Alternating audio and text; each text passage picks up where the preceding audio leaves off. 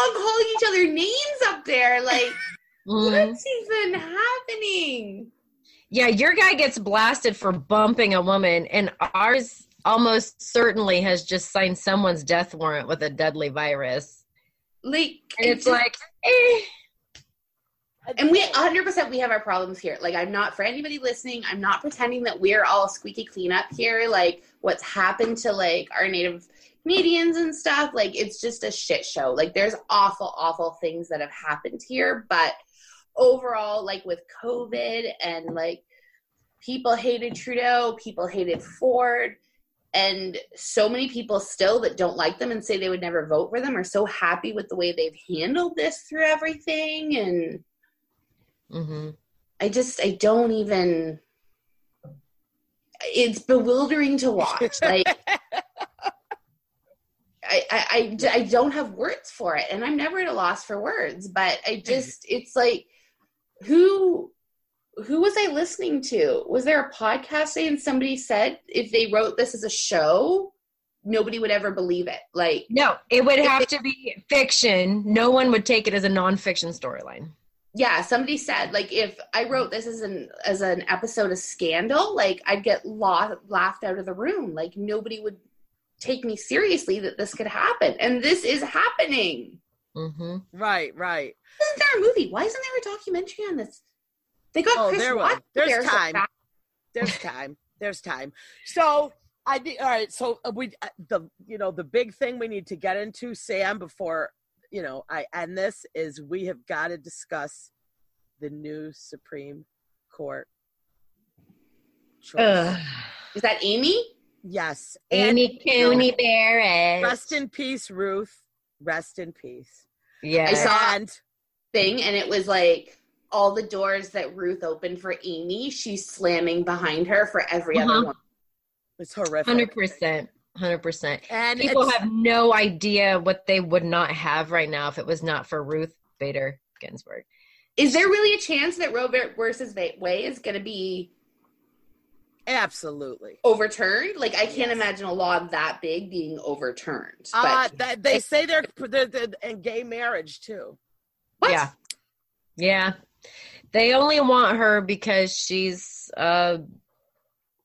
she literally belongs to a faction of the Catholic Church that functions a lot more culty than regular, if you can even believe it. And they used to, apparently not anymore. But at one point, they did refer to women in that church as handmaids. Yeah. And that was like a big Twitter storm went out about that because, of course, somebody started like the conspiracy rumor that the woman that wrote Handmaids based it on this cult, that this Amy, whatever her name, Amy Coney Barrett. Oh, that's it. I knew it was 3 names. And they dared try to call her ACB the other day. Oh, hell no, you don't. Oh, no, you do not. You are not the new RBG, man.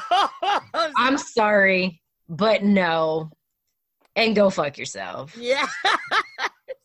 No. So Amy Coney Barrett, and yeah, she'll be terrible. She's not objective. This is a political move, and the Supreme Court cannot be made any more political than has already been assigned to it. And once she's voted in or elected in or whatever happens, she can't be kicked out until she's dead, right? Life appointment.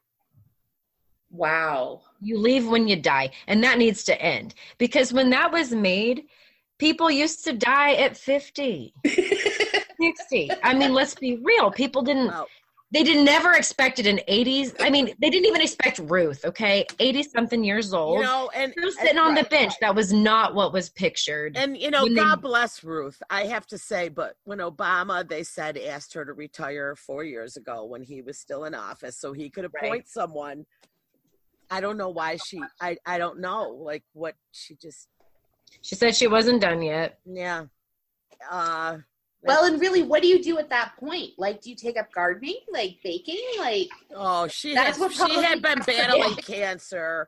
She fought so hard and for so long. But do you know what I mean? Realistically, that's probably what kept her going.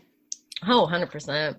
Long. But it's a real issue when you think about when these court judges get elderly, dementia is a thing. Diminishing mental function is a thing. And it's not anything against any of these judges with amazing careers, but you start to deteriorate mentally, physically, everything at that age. Even just the stamina, like those briefs are thousands and thousands of pages long to be going through. Like, absolutely. Yeah, you should never not be able to be fired from your job. I feel firmly with that, no matter what it is. You should never be so above anything that you can't be removed from a position. And I've always thought the Supreme Court should have term limits 100% for various reasons, and this is one of them. Yeah. That if you get someone on there that is simply not good enough for the job, and you got someone willing to push them through, she's already shown she can't be objective. I've read a lot on this woman, and none of it is good. When your own alma mater has 40 people sign a letter sternly telling the United States not to trust this woman and put them on the court, I think you listen.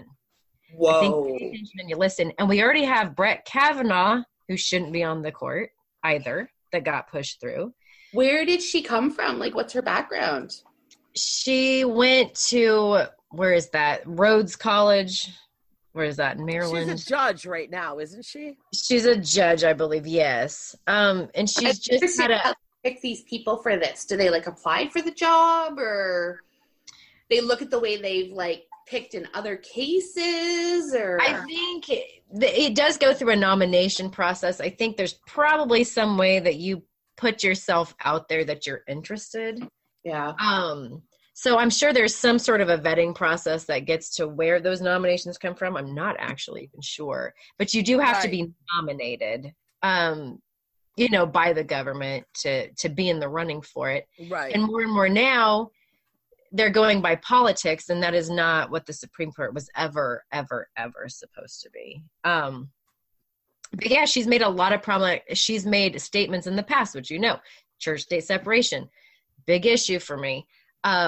She's made basically claims in the past that you can't separate yourself from your religion when you're making these decisions because your morals have to come into play. Now she's trying to dial that back and say, well, of course she'd be fair and impartial, but there are documents upon documents where she has publicly stated that she does not think a Catholic can truly rule on, abortion issues and things like that because of their morals and their religion coming into play, that they can't ever shelve those beliefs. And for that reason, she should be disqualified. Yes, I agree.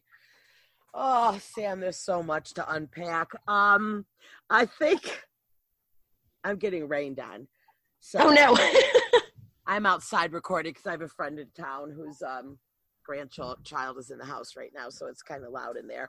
But Sam, thank you for joining me, and we are definitely we're gonna record again right before the election. Yeah, we'll iron out some more airing of grievances. We'll have our own election festivus. And thank you for your firsthand information on the COVID. You're welcome. Stay away from it, everybody. Yes, you don't want Stay away from it. You don't want it. Okay. I lived. That's the nice thing. So me and Jen will be recording again this week with... We have a very exciting guest coming up this weekend. Yes, we have an exciting guest. If you're Below Deck watcher, it's going to be a fun one. Yep. So thanks, guys. I appreciate you both.